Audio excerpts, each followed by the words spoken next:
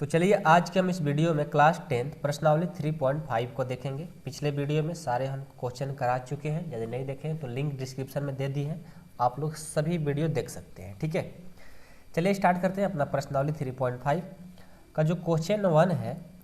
Question one है कि निम्न रैखिक समीकरणों के युग्मों में से किसका एक अद्वितीय हल है, किसका कोई हल नहीं है, किसके अपरिमित रूप से अनेक हल हैं। अद्वितीय हल की स्थिति में उसे ब्रजगुणन विधि से ज्ञात कीजिए। देखिए, हम आप लोग को पहले ही अद्वितीय हल के बारे में, कोई हल नहीं के बारे में और अपरिमित रूप से अनेक हल के बारे में समझा चुके हैं। ठीक है, 3.2 में ही सारे चीज़ आप लोग पढ़ चुके हैं। अब यहाँ पर वही चीज़ सेम है कि मान लो कि तीन हल होते हैं, एक अद्वितीय हल और कोई हल नहीं और अपरिमित रूप से अनेक हल। अब इन तीनों में से जिसका एक अद्वितीय हल होगा, मतलब जिसका अद्वितीय हल होगा, उससे ब्रजगुणन विधि से हल करना है। अब ब्रजगुणन विधि भी क्या होता है, ये तो नया चीज़ आ रहा है सीखने के लिए। तो चलिए हम पहले आपको बताएंगे कि इसका जो हल होगा पहले अद्वितीय होगा कि अपरिमित रूप से अनेक हल होगा, कोई हल नहीं होगा। यदि अद्वितीय हो जाता है इसका हल तो फिर हम उसे ब्रजगुणन विधि से हल करेंगे, नहीं होगा तो ज्यों का त्यों छोड़ देंगे। आइए, बहुत इजी है और आपके एग्जाम के भी उसे इंपॉर्टेंट एक्सरसाइज है। ठीक है, पहले से हम क्वेश्चन लिख करके यहाँ पर रेडी रखे हैं, ध्यान से बस आप लोग देखते चलिए। ठीक है, दिख रहा है टोटल। चलो, तो पहला क्वेश्चन है कि x माइनस 3y माइनस 3 बराबर 0 और 3x माइनस 9y माइनस 2 बराबर 0। ये क्वेश्चन है आपका। अब इसको देखो कैसे सॉल्व करेंगे। सबसे पहले हम क्या करेंगे कि आपको पता होगा कि a1x plus b1y plus c1, ठीक है, बराबर 0 तथा a2x plus b2y plus c2 बराबर 0।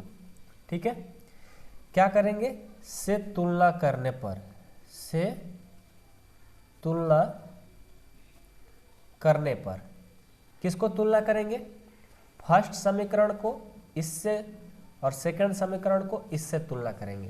तो यहाँ से क्या आएगा, देखो तो x में कुछ नहीं तो एक छिपा हुआ रहता है, y के साथ 3 है और c1 के साथ -3 है।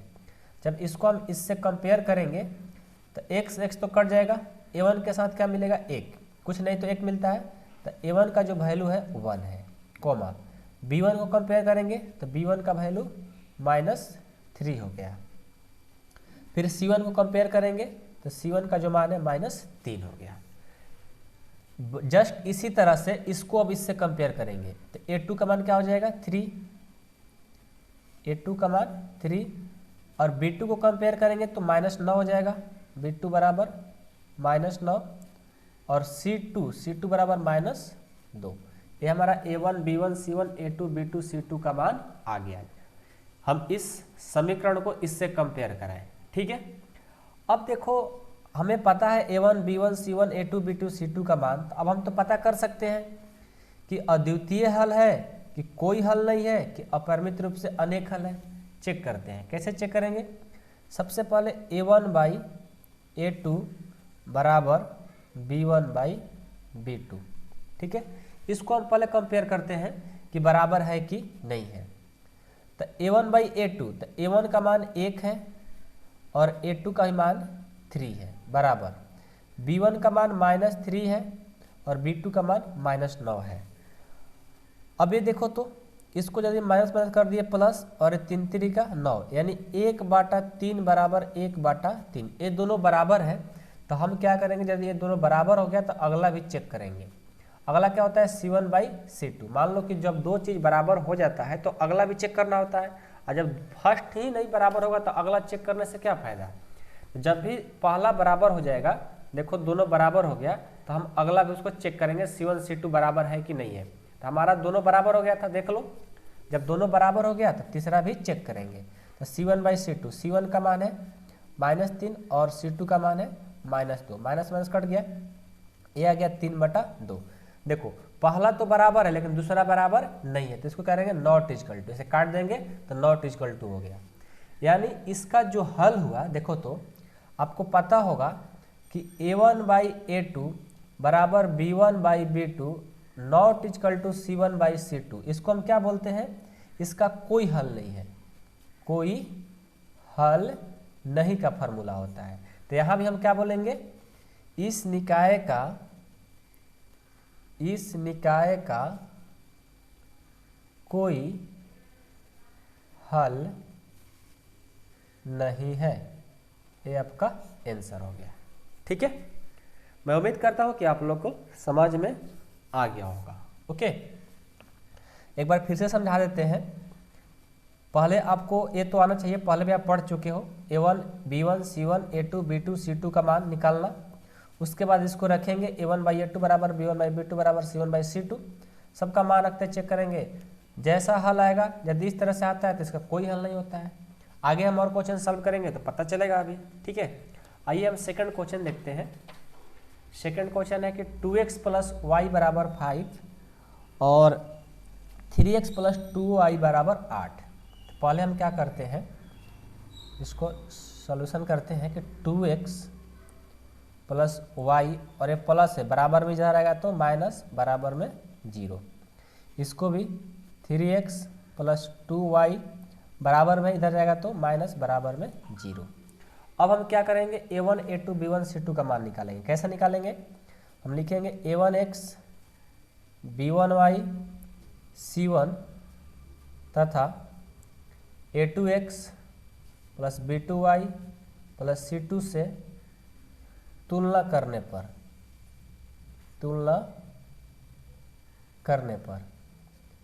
करेंगे तो क्या हो जाएगा, A1 का वैल्यू 2, A1 का वैल्यू 2, B1 का वैल्यू यहाँ पर कुछ नहीं तो 1, और C1 का वैल्यू -5, ये हो गया।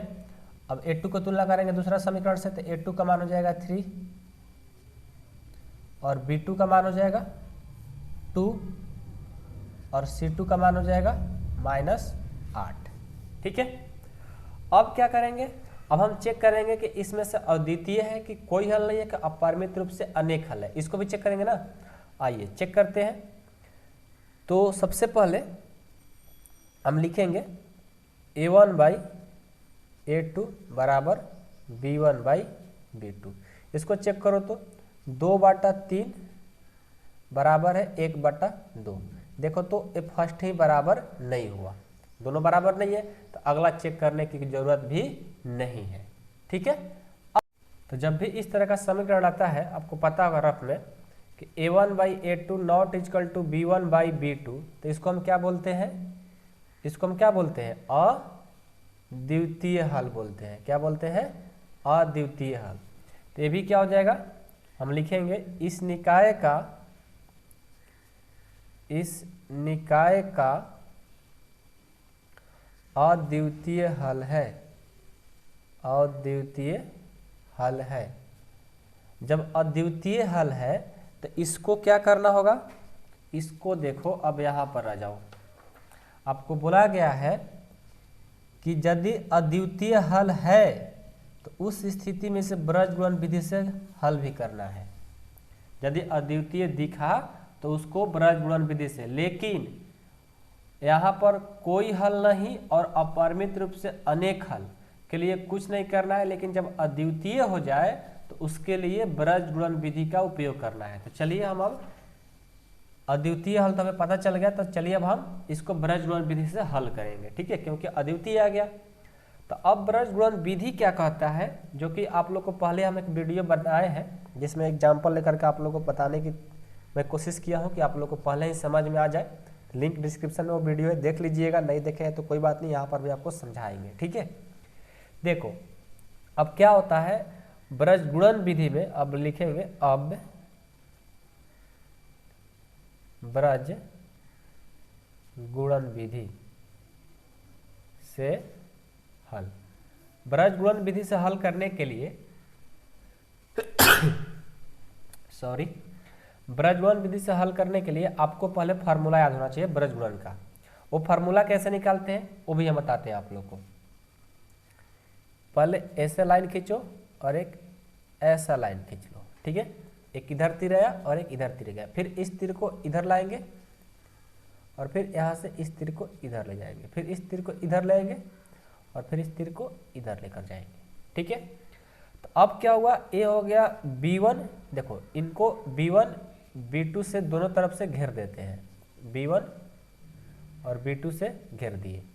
उसके बाद यहाँ C1 C2 होता है और यहाँ A1 A2 होता है, यहाँ x होता है, यहाँ y और यहाँ पर 1 होता है। तो अब यहाँ से आपका फार्मूला बन जाएगा कि x बाटा पहले B1 C2 माइनस फिर B2 C1 बराबर, एक बार y लेंगे तो C1 A2 माइनस C2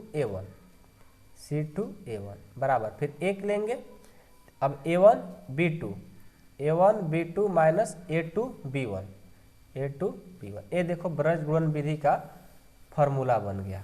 इस तरह से फार्मूला बना लेंगे। अब क्या करेंगे, जो B1 B2 C1 C2 A1 A2 B1 B2 जो है उसको क्या करेंगे, मान रख देंगे। अब मान लाएंगे कहाँ से, तो देखो यहाँ पर आपको मान पहले से आया हुआ है, तो उसी को हम रखेंगे। ठीक है, चलो तो x तो x, अब B1 इंटू C2, तो B1 का मान 1 है और C2 का मान -8 है, तो 1 गुना -8 माइनस B2 C1, B2 2 है और C1 -5 है, तो 2 गुना -5 हो गया बराबर, फिर y है तो y।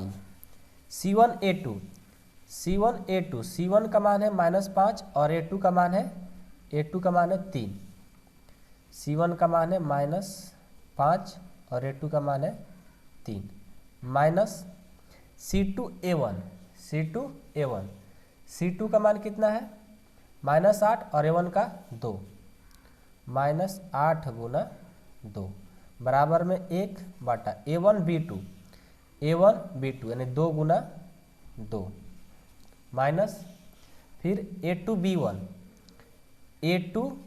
यानी 3 गुना 1, जो A1 B1 C1 C2 जो भी मान था उसको हम क्या किए, यहाँ से हम यहाँ पर रख दिए।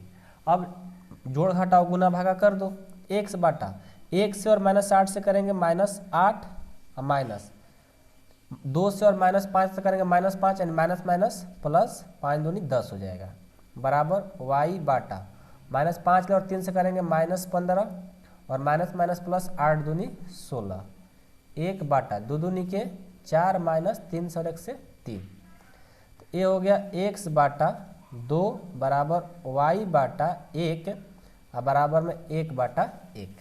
अब क्या करेंगे, यहाँ से x y का मान निकालना है, तो एक बार इससे कंपेयर कर देंगे और एक बार इससे कंपेयर कर देंगे। तो एक बार करेंगे x बाटा 2 बराबर 1 बाटा 1 और एक बार y बाटा 1 बराबर 1 बाटा 1।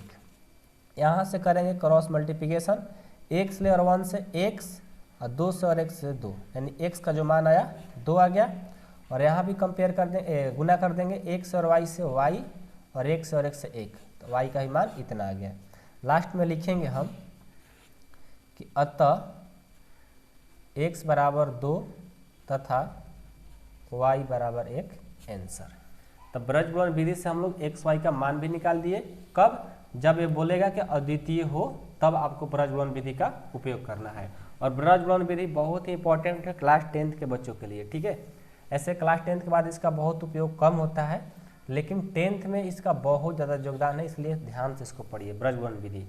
ठीक है, एक हम सेपरेट वीडियो भी बनाए हैं, लिंक डिस्क्रिप्शन में जाकर देख लीजिएगा, नहीं तो आप और 2-3 क्वेश्चन करोगे ब्रज गुणन विधि से, ये याद ही हो जाता है। ठीक है, चलिए अब हम इसका दूसरा क्वेश्चन तो हो गया, अब हम इसका तीसरा क्वेश्चन देखते हैं।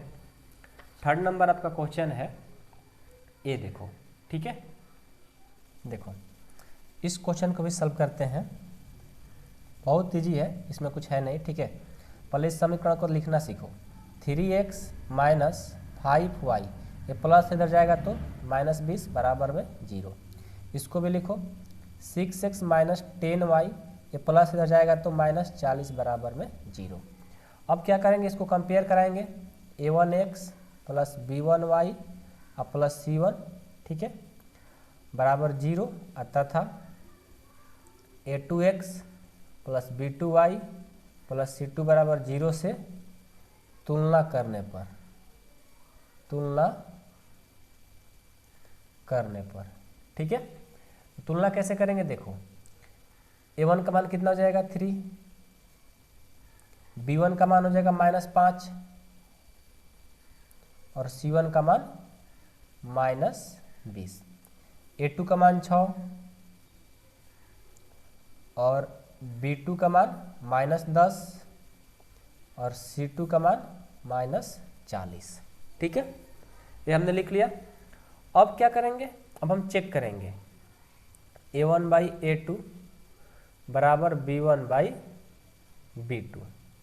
तो A1/A2 यानी 3/6 हो जाएगा और ये -5/-10, इसको कटाओ तो 3 दूना 6 यानी 1/2 हो गया और ये माइनस प्लस 5 दूनी 10, ये भी कट गया 1/2। ये तो दोनों बराबर है, तो अगला भी चेक करना पड़ेगा C1/C2। तो C1 का मान है -20 और इसका मान है -40, माइनस कट गया 10 दूनी 20। ये देखो तीनों बराबर हो गया।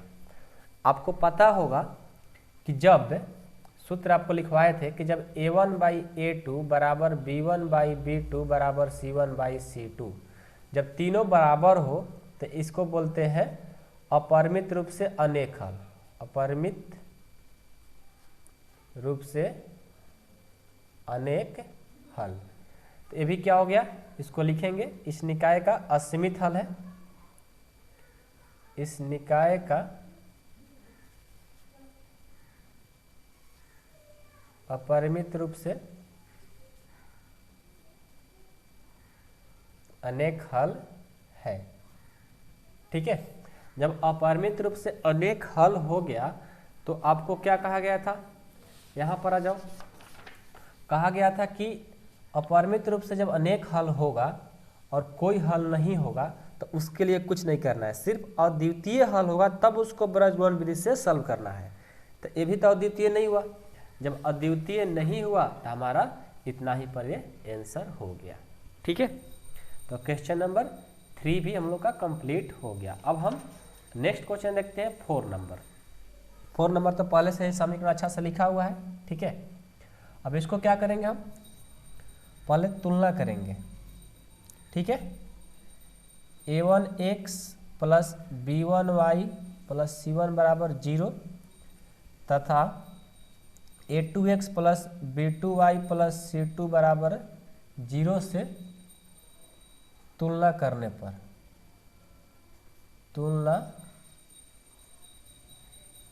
पर, ठीक है। तो यहाँ से कुछ नहीं, A1 का मान हो जाएगा 1,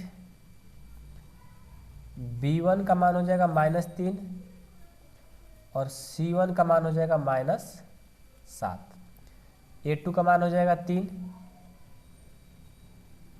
B2 का मान हो जाएगा -3 और C2 का मान हो जाएगा -15, ठीक है। अब हम क्या करेंगे, अब यहाँ से, ठीक है, इसको हम चेक करेंगे कि A1/A2 बराबर है कि नहीं B1/B2 के। A1 का मान है 1, B2 का 3, B1 का मान है -3 और B2 का मान है -3, माइनस में कट गया, यदि 3 कट गया यानी 1/3 बराबर 1/1 हो गया। दोनों बराबर है नहीं है, जब बराबर नहीं तो नॉट इक्वल टू लगा देंगे। आपको पता है कि जब A1/A2 not equal to B1/B2 हो उसको बोलते हैं अद्वितीय रूप से अनेक हल है। तो लिखेंगे यहाँ पे इस निकाय का एक अद्वितीय हल संभव है। ये चीज हम रफ में बता रहे हैं, ठीक है, एग्जाम में लिखना है आप लोगों को, ठीक है। तो इस निकाय का एक अद्वितीय हल संभव है। तो हम क्या करेंगे, जब अद्वितीय हल आपको पता चल ही गया तो अब इसको क्या करना होगा, अब इसका हम ब्रजगुणन विधि से हल निकालेंगे। चलिए ब्रजगुणन विधि से इसका हल कर लेते हैं, ठीक है। चलिए सबसे पहले हम फार्मूला बनाएंगे, ठीक है। देखो कैसे फार्मूला बना रहे हैं, ध्यान से देखो, ठीक है। ऐसे तीर, फिर यहाँ से ऐसे तीर लगाओ, फिर यहाँ से ऐसे तीर और फिर यहाँ से ऐसे तीर। अब इसको B1 B2 से दोनों तरफ से घेर दो, ठीक है। फिर इसको C1, इसको C2, फिर A1 A2। ये x होता है, AY और ये 1 होता है। इसका फार्मूला कैसे बनेगा, पहले x लेंगे तो x बाटा B1 C2 माइनस फिर B2 C1। प्रैक्टिस कर लोगे और अपने आप ब्रजगुणन विधि का फार्मूला याद होता है। फिर y लो, y बाटा फिर C1 A2 minus C2 A1, 1 बाटा फिर A1 B2 फिर A2 B1। ये हमने बना लिया फार्मूला। अब आपको B1 C2 B2 C1 सबका तो मान पता है, अब इसमें भर दो x बाटा, देखो B1 C2, B1 का मान -3 और C2 का मान -15, तो लिखेंगे B1 का मान -3 है ना, इसको ध्यान से करना होगा, ठीक है, नहीं ध्यान से करोगे फिर दिक्कत हो जाएगी, ठीक है ना, इसलिए ध्यान से सब क्वेश्चन करना होगा। तो B1 का मान -3 और C2 का मान -15 माइनस B2 का मान है -3 और C1 का मान है -7 बराबर y बाटा C1 A2 C1 और A2 -7 गुना 3 और C2 A1 1 गुना -15 गुना 1, फिर 1 बाटा A1 B2 1 गुना -15 1 गुना -3 और A2 B1 3 गुना -3, ये हमने लिख लिया, ठीक है। अब इसको गुना करा दो सिंपल, तो x बाटा minus minus plus 15 3 45 minus minus minus plus 70 का 21, यहाँ पर y बाटा 70 का -21 और माइनस माइनस प्लस 15 गुना 1 15, 1 बाटा -3 और ये माइनस माइनस प्लस 3 का 9, तो हो जाएगा x बाटा 45 में से 21 घटेगा तो 4 2 24 हो गया, और y बाटा 15 6 15 5 20 -6 हो गया, बराबर में 1 बाटा इधर से -3 और 9 6 हो गया। अब इसको इससे कंपेयर, इसको इससे कंपेयर कर दो, तो ये हो जाएगा x बाटा 24 बराबर 1 बाटा 6 और एक हो जाएगा y बाटा -6 बराबर 1 बाटा 6। क्रॉस मल्टीप्लिकेशन करेंगे 6 ले और x ले, 6x बराबर में 24, तो x बराबर 24 बाटा कितना 24 बाटा, अच्छा ये माइनस है ना, नहीं ठीक है, x बराबर 24 बाटा 6, तो कट करके 4, यानी x का जो मान आ गया 4 आ गया। और इसको कंपेयर कराओ तो 6y हो गया और इधर जाएगा तो -6, यानी y बराबर -6 बाटा 6 कटा देंगे -1 बार में, यानी y का मान -1 आ गया। लास्ट में लिखेंगे अतः x का मान 4 तथा y का मान -1 आपका आंसर, ठीक है। आइए थोड़ा इसका आंसर भी चेक कर लिया जाए, आंसर आया है या नहीं है। 3.5 का क्वेश्चन नंबर 4,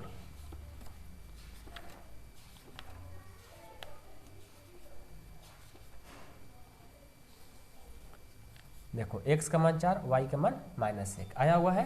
तो इस तरह से आप लोग भी बनाओ और आराम से सारे क्वेश्चन बन जाएंगे, ठीक है। कोई टेंशन लेना है, ब्रजगुणन विधि बहुत ईजी है, फार्मूला बनाना, पहले फार्मूला बनाओ फिर सबका मान रख दो, हो जाएगा। बहुत सारे बच्चे इसका फार्मूला बनाने से ही डर जाते हैं, लेकिन डरना नहीं है, बहुत ईजी है, ठीक है। अब देखो दूसरा क्वेश्चन जो है आपके एग्जाम में 5 नंबर में अक्सर पूछ लिए जाते हैं और बहुत कम बच्चे से बनता है। ए और बी के किन मानों के लिए निम्न रैखिक समीकरणों के युग्म का अपरिमित रूप से अनेक हल होंगे। यहाँ पर बहुत है, ए और बी का मान बताना है, जो अपरिमित रूप से अनेक हल होंगे वो बताना है। बहुत ही इंपॉर्टेंट क्वेश्चन है, ध्यान से इस क्वेश्चन को करना होगा। क्वेश्चन नंबर दूसरा का फर्स्ट, इसमें 2 क्वेश्चन है, एक यहाँ भी है लेकिन ये तो बहुत उतना मतलब कठिन नहीं है, लेकिन पहला जो है कठिन लगता है बच्चों को और बहुत अच्छा भी है और आपके एग्जाम में भी अक्सर आते रहते हैं। तो चलो हम क्वेश्चन नंबर 2 को देखते हैं। देखो ये आपका जो दूसरा क्वेश्चन है, ए और बी के किन मानों के लिए निम्न रैखिक समीकरण जो अपरिमित रूप से अनेक हल, अभी हम क्वेश्चन इसका पढ़े हैं, ठीक है, इस क्वेश्चन को पढ़े हैं अभी, बहुत अच्छा से करना है आपको, बहुत इंपॉर्टेंट है, 5 नंबर में आपको एग्जाम में अक्सर आते रहते हैं, ठीक है। चलो जैसे हम क्वेश्चन नंबर 1 से लेकर 4 तक ही बनाए हैं, जस्ट उसी तरह से यहाँ भी मेथड लगेगा, लेकिन थोड़ा चेंजिंग है, थोड़ा डिफिकल्ट है, ठीक है। पहले हम क्या करेंगे, इस समीकरण को लिखना सीखेंगे, 2x + 3y ये प्लस इधर जाएगा तो माइनस बराबर में 0। इसको भी लिखेंगे a minus B x plus a plus B y, ये प्लस इधर जाएगा तो क्या हो जाएगा माइनस। ठीक है, तो इसको लिख लो 3a प्लस बी माइनस 2 कोष्ट में रख लो ताकि ये माइनस इसमें लग गया तब सबको ही माइनस कर देगा बराबर में 0। अब इसको तुलना करेंगे किससे, a1x plus b1y plus c1 बराबर 0 तथा a2x plus b2y plus c2 बराबर 0 से तुलना करने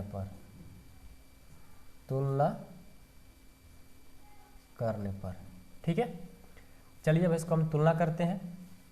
कैसे तुलना करेंगे देखो ध्यान देना। सबसे पहले हम यहाँ से a1 b1 c1 का मान लिखते हैं।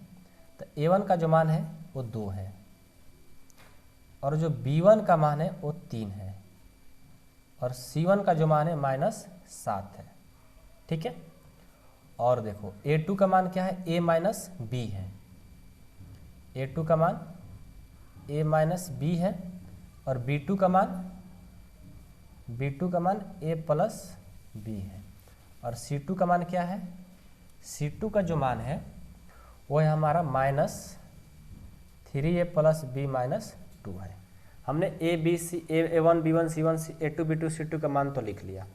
अब इसको चेक करेंगे कि अपरिमित रूप से अनेक हल है या नहीं है, उसको पहले चेक कर लिया जाए। ठीक है, तो चेक क्यों करेंगे, हमें पहले तो समीकरण निकालना है, उसको निकालेंगे। हम लिख लेंगे कि अपरिमित रूप से अनेक हल हैं, इसको क्योंकि आपके क्वेश्चन में ही दिया गया है। हम लिखेंगे अपरिमित रूप से अनेक हल होने के लिए क्या होना चाहिए, a1/a2 बराबर b1/b2 बराबर c1/c2 होना चाहिए। ठीक है, तो a1 का मान है 2 और a2 का मान है a माइनस बी बराबर b1 का मान है 3 और b2 का मान है a प्लस बी और c1 का मान है -7 और c2 का मान है -3a प्लस b माइनस 2। ठीक है, तो अब हम क्या करेंगे, प्रथम जो समीकरण हम प्राप्त करेंगे पहले इसको इससे फिर इसको इससे करेंगे। तो पहले देखो इसको इससे करते हैं, लिखेंगे प्रथम दो समीकरणों, नहीं समझ में आ रहा है कहिएगा। ठीक है, प्रथम दो समीकरणों से हमें प्राप्त होता है, अभी आपको समझाएंगे पूरा बनाने के बाद भी, एक बार टेंशन नहीं लो। ठीक है, प्रथम दो समीकरणों से प्राप्त होता है मतलब इससे और इससे हम एक इक्वेशन निकालना चाहते हैं, 2/a माइनस बी बराबर 3/a प्लस बी। इसको क्रॉस मल्टीप्लिकेशन कर दो तो ये हो जाएगा 2 × a प्लस बी बराबर 3 × a माइनस बी। इसको गुना कराएंगे 2a प्लस 2b और 3a माइनस 3b। इसको इधर लाएंगे तो 2a माइनस 3 हो जाएगा और प्लस 2b है और a प्लस इधर आएगा तो 3b बराबर में 0 हो जाएगा। तो यहाँ से कितना हो जाएगा, यहाँ से हो जाएगा माइनस से और ये 5b बराबर में 0। ठीक है, इतना हो गया। अब हम क्या करेंगे, ध्यान देना, थोड़ा सा यहाँ पर ध्यान देना है कि जो हमारा समीकरण आया a minus a plus 5b बराबर 0 आ गया और इसको मान लो समीकरण फर्स्ट। ठीक है, कोई दिक्कत नहीं है। अब फर्स्ट समीकरण हो गया। अब हम क्या करेंगे, अंतिम दो समीकरण हम प्राप्त करेंगे, मतलब अंतिम दो समीकरणों से हमें प्राप्त होगा इससे और इससे। ठीक है, अंतिम दो समीकरण देखते हैं उससे क्या प्राप्त होता है। ठीक है, तब हम क्या करते हैं, दूसरा पेज ले लिए। अभी हम प्रथम दो पद लिए थे, अब हम अंतिम दो पद लेकर के एक समीकरण निकालेंगे। लिखेंगे अंतिम दो समीकरणों से प्राप्त होता है, दो समीकरणों से हमें प्राप्त होता है। ठीक है, अंतिम दो समीकरणों से प्राप्त क्या होगा, लिखो पहले 3/a प्लस बी बराबर में -7 -3a प्लस b माइनस 2।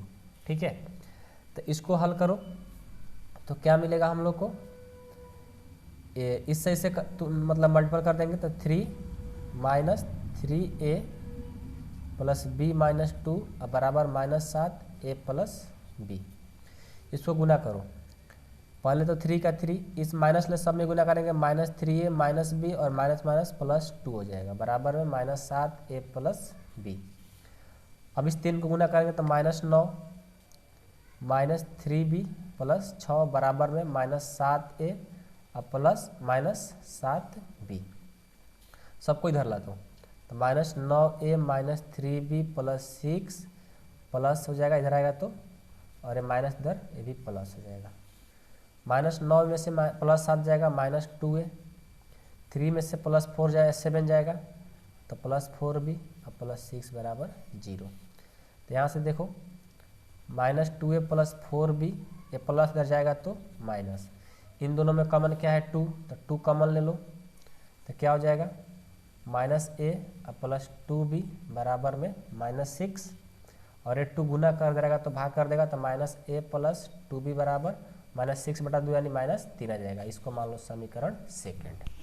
अब देखो, अब हमारा जो यहाँ पर समीकरण फर्स्ट आया था और ये आ गया समीकरण सेकेंड। अब ये फर्स्ट और सेकेंड से हम ब्रज गुणन विधि से अब हल करेंगे, तो लिखेंगे अब ब्रज गुणन विधि से हल करने पर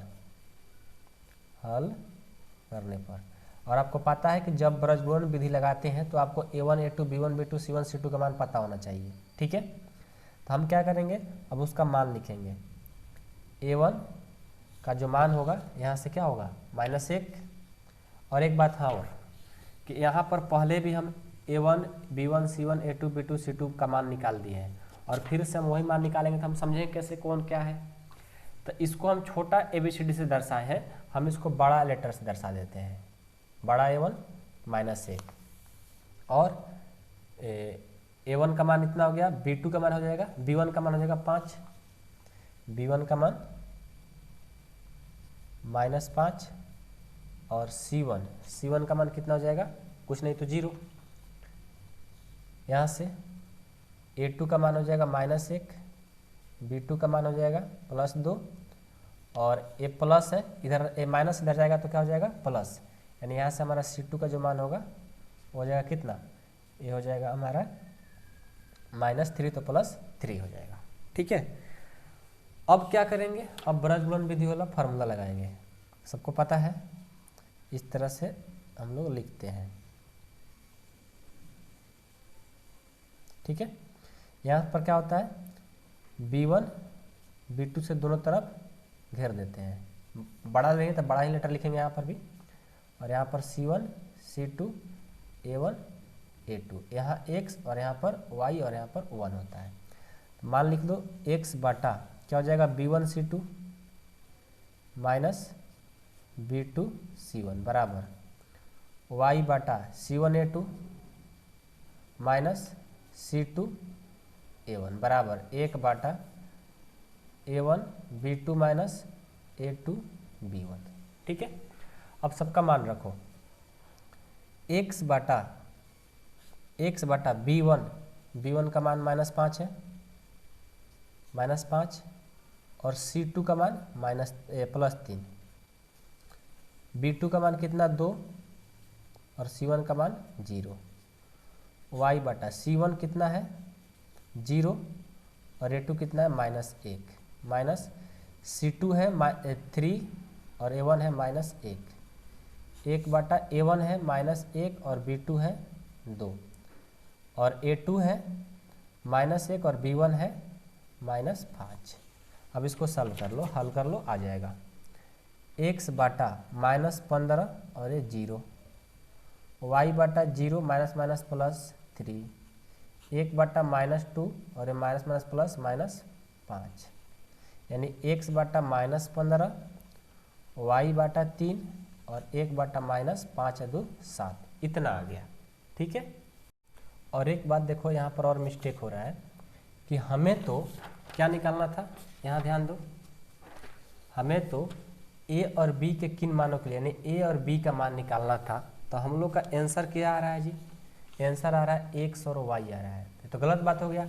और ऐसे भी हम लोग पहले क्या मान लो कि हमें पता था ना कि ए और बी का मान चाहिए, तो यहाँ पर जो हम एक्स वाई लिखे हैं, यहाँ पर जो हम एक्स वाई लिखे हैं, यहाँ पर ए हो जाएगा और यहाँ पर बी होगा, क्योंकि हमें ए और बी का मान निकालना है।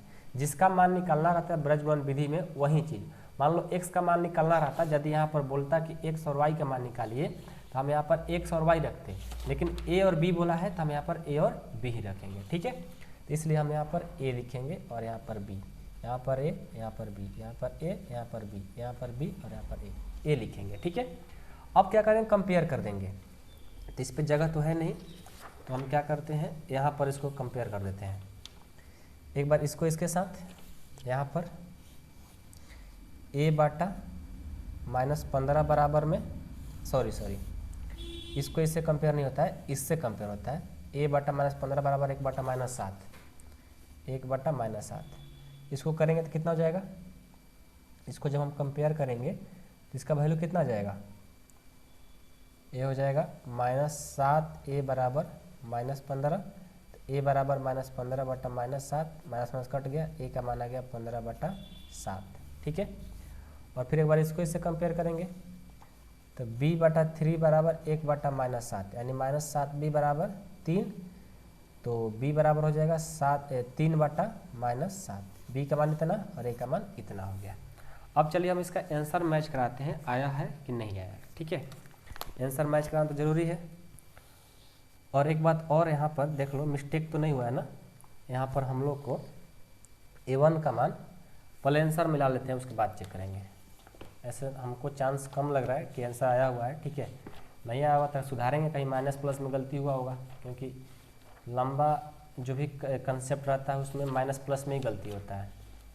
3.5 का क्वेश्चन नंबर, ए का मान 5, बी का मान 1 आ रहा है, देखो बिल्कुल गलत है। कैसे, और चेक करते हैं। गलती हो सकता है यहाँ पर ही, यहाँ पर जो a1 b1, a1 का जो मान है -1 है और b2 का जो मान है 2 है, तो -1 गुना 2 हो गया, फिर बीच में माइनस, फिर a2 का मान जो है -1 है और b1 का जो मान है -5 है, तो -1 और ये -5, तो माइनस माइनस क्या हो गया, प्लस, ठीक है। और फिर ये माइनस, और यहाँ पर -1 और उससे -2, ये तो ठीक ही है, -2 और -5 -7 ही होना चाहिए, ठीक है। तो मिस्टेक कहाँ हो रहा है, मिस्टेक तो कहीं पर हो ही रहा होगा, ठीक है। यहीं पर मिस्टेक हो रहा होगा, जहाँ भी हो, यहाँ एक छोटा सा मिस्टेक है, लेकिन है तो कहाँ है ये तो पता करना होगा हम लोग को। देखो मिस्टेक कहाँ हुआ है, जो b1 का मान है वो +5 है, ठीक है। क्यों +5 है, अभी हम आपको दिखाते हैं। यहाँ पर जो समीकरण आया है, a1 का मान -1 और b1 का मान देखो प्लस में है ना, इसलिए हम लोग क्या किए थे, यहाँ पर माइनस में लिख लिए थे, और सब जगह जो b1 का मान है प्लस में हो जाएगा, ठीक है। यहाँ भी b1 का मान प्लस में, अब हो जाएगा +15 हो जाएगा, और यहाँ पर माइनस माइनस प्लस यानी +5 हो जाएगा, तो यहाँ से घटाएंगे तो 3 आ जाएगा, ठीक है। अब हम क्या करेंगे, अब इसको हम इससे कंपेयर और एक बार इसको इससे कंपेयर करेंगे, हमारा मान निकल जाएगा। तो आइए हम इसको निकाल करके दिखाते हैं। सबसे पहले a/15 बराबर 1/3, इसको क्रॉस मल्टीप्लिकेशन कर दो, और एक बार b/3 बराबर 1/3 कर दो, ठीक है।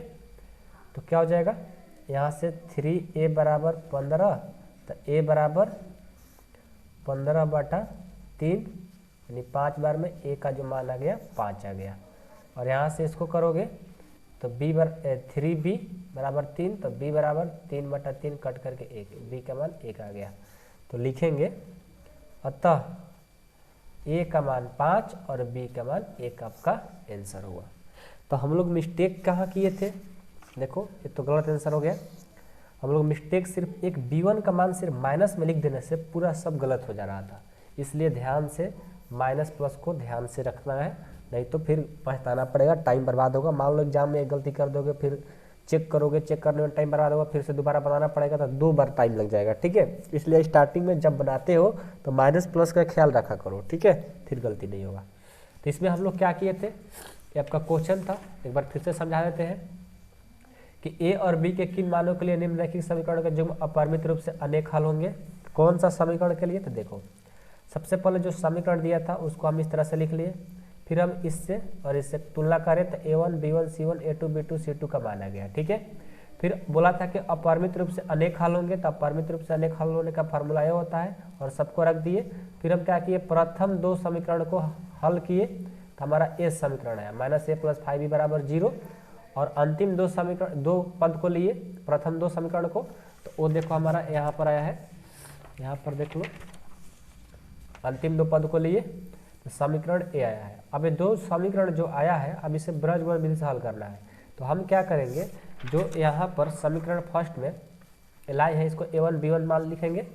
देखो फिर हम a1 b1, फिर इससे a2 b2 मान लिखिए, c1 c2 का मान लिख लिए, और फिर हम इसको ब्रजबोल पर कर दिए, और देखो हमारा आंसर आ जाता है। ठीक है, कहीं भी दिक्कत हो आप मेरे को बता सकते हो। ठीक है, अब चलो नेक्स्ट क्वेश्चन इसी में, इसमें दूसरा भी है, यहाँ पर इसको भी सॉल्व कर लिया जाए।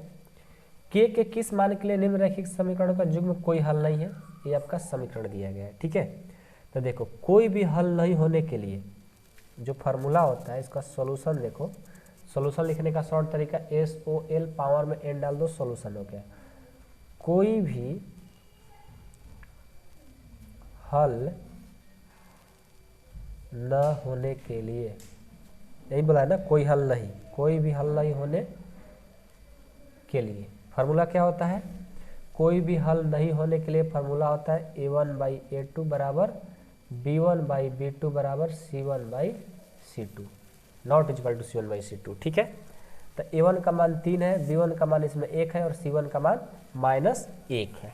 ठीक है, जब यहाँ से कंपेयर करेंगे, इसको लिखेंगे, तो ऐसा कर लेते हैं, हम इस समीकरण के बाद दोबारा लिख ही लेते हैं। ठीक है, 3x + y - 1 = 0, और इसको लिखेंगे 2k - 1x + k - 1y, और इसको इधर लाएंगे तो -2k + 1 बराबर में 0।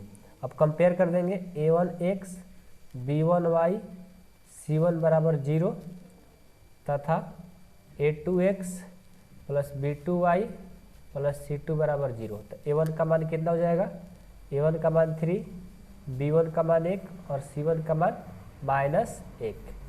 a2 का मान कितना हो जाएगा, 2k - 1, और b2 का मान हो जाएगा k - 1, और c2 का मान हो जाएगा -2k + 1।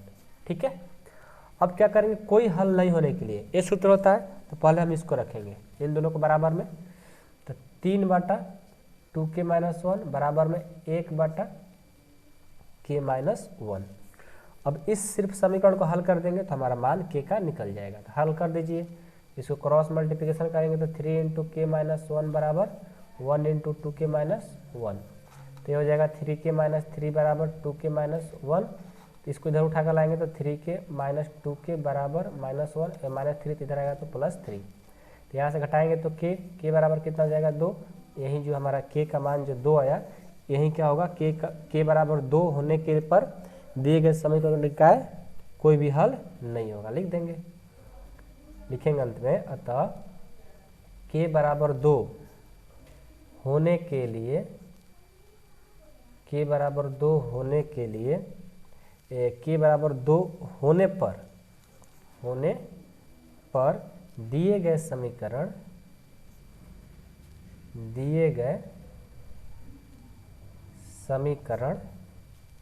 निकाय का कोई हल नहीं होगा। आई होप कि आप लोग को एक क्वेश्चन समझ में आ गया होगा। अब हम नेक्स्ट क्वेश्चन देखेंगे।